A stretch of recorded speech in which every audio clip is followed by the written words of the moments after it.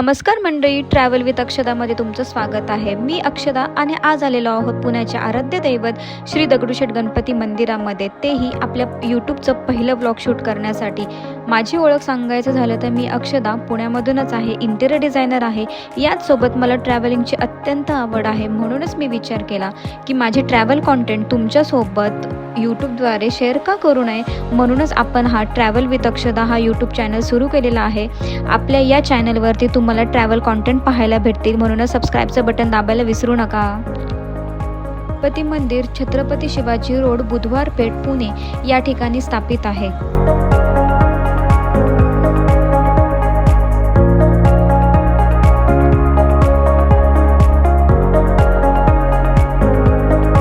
सुंदर गणपतीची मूर्ती, सोन्याचे दागिने, भव्य सजावट हे सर्व भक्तांना खूप जास्त आकर्षित करते। विशेषतः गणपती उत्सवामध्ये या ठिकाणी खूप धूमधडाक्यामध्ये उत्सव साजरा केला जातो। लाखो प्रमाणामध्ये भक्तांची गर्दी या ठिकाणी होत असते। आज मी आणि माझी फ्रेंड आम्ही दगडूशेठ गणपतीच्या दर्शनाला आलेलो आहोत। आमच्यासोबत तुम्ही दर्शन घ्या। गणपती बाप्पा मोरया, मंगलमूर्ती मोरया। 1893 साली दगडूशेठ हलवाई हे एक बिझनेसमॅन होते। त्यांनी आपल्या मुलाच्या स्मरणार्थ दगडूशेठ हलवाई गणपतीची स्थापना केलेली आहे आणि त्याच टायमिंगपासून आपल्या पुण्याचे हे मंदिर एक ओळख बनलेलं आहे।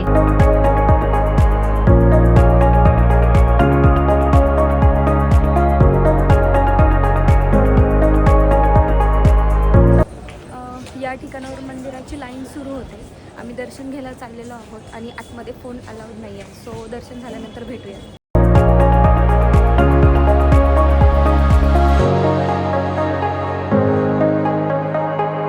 बाप्पांचं दर्शन झालेलं आहे आणि आता दर्शन घेऊन याच ठिकाणी असणाऱ्या स्वामी समर्थांच्या मंदिरामध्ये मी आलेले आहे। तुम्ही पण स्वामी समर्थांचं दर्शन घ्या आणि पुढे आपण शनिवार वाडा पाहायला जाऊयात। या ठिकाणी शनिवार वाडा लाल महाल आहे आणि या ठिकाणी दगडूशेठ गणपती आहे। आपण आलेलो आहोत शनिवार वाड्याच्या ठिकाणी। तर शनिवार वाड्याची हे तुम्ही पाहू शकता की तटबंदी एकदम भक्कम आहे आणि हार्डली दगडूशेठ गणपती मंदिरापासून 5 मिनिटाच्या डिस्टन्सवरती आहे। हे आहे शनिवार वाड्याचे एंट्री गेट। एंट्रीपासून आतमध्ये आल्यानंतर हे पूर्णपणे मोठं पार्किंग आहे, सो तुम्ही गाडी 4 व्हीलर 2 व्हीलर आतमध्ये पार्क करू शकता।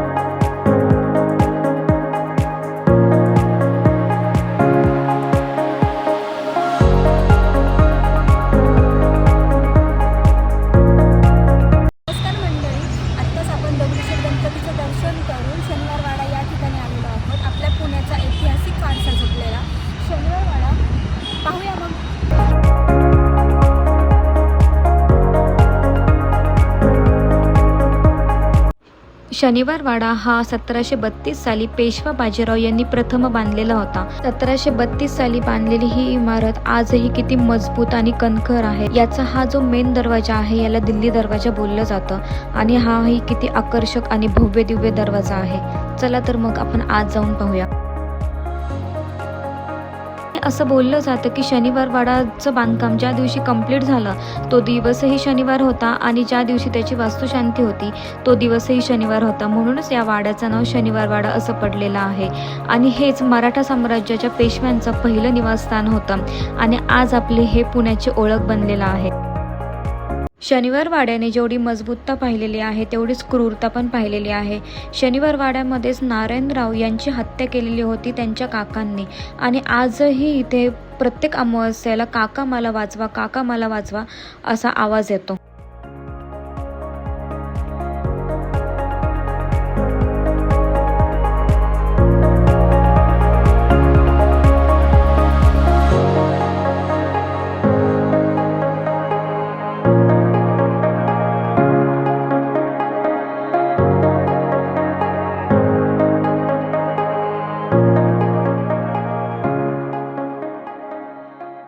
आता आपण वाड्याच्या वरच्या मजल्यावरती आलेलो आहोत आणि वरचा मजला पूर्णपणे लाकडी कार्विंगमध्ये डिझाईन केलेला आहे, सुंदर डिझाईन केलेला आहे।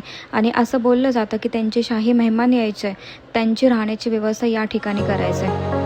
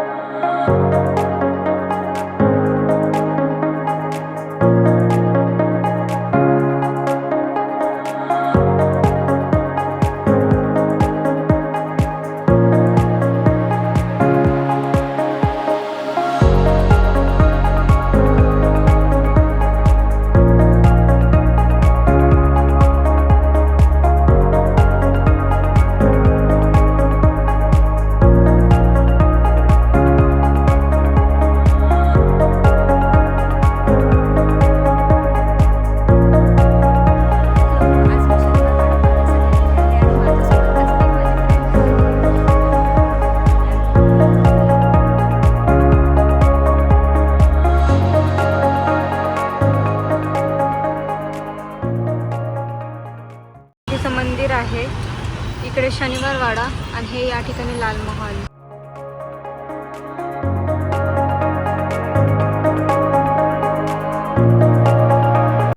लाल महल हे पुण्यातील ऐतिहासिक आणि सांस्कृतिकदृष्ट्या महत्त्वाचं असणारं ठिकाण आहे.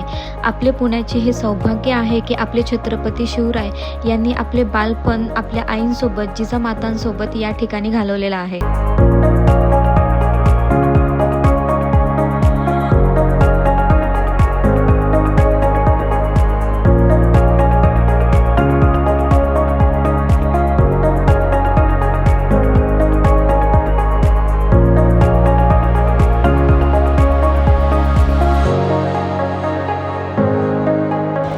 शनिवार वाडा आणि दगडूशेठचं शूट वगैरे करून लाल महाल या ठिकाणी आलेलो आहोत.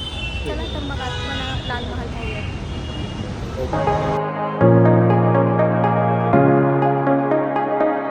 लाल महल हा 1630 साली शहाजीराजे भोसले यांनी आपली पत्नी जिजाबाई आणि आपले पुत्र छत्रपती शिवाजी महाराज यांच्यासाठी हा महल बांधलेला होता.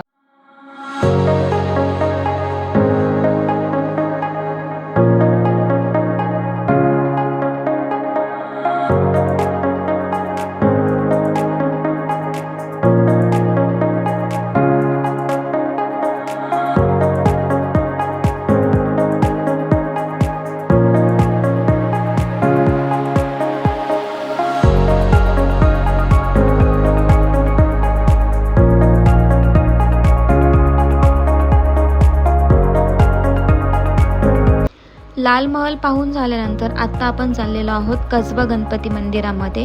हे पुण्याचे ग्रामदैवत आणि मानाचा पहिला गणपती मानला जातो.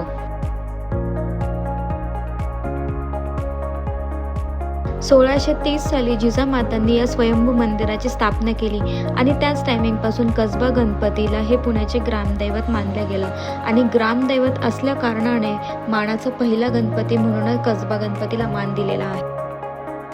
आत्ता आलेलो आहोत रास्तापेठेमध्ये असणाऱ्या दत्तगुरूंच्या मंदिरामध्ये.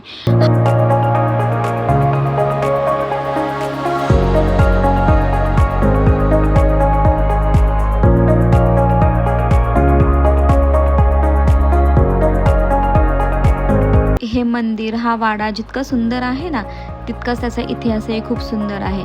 पेशव्यांचे सरदार बळवंतराव रास्ते हा त्यांचा वाडा. हा 150 ते पावणे 200 वर्ष पूर्ण जुना आहे.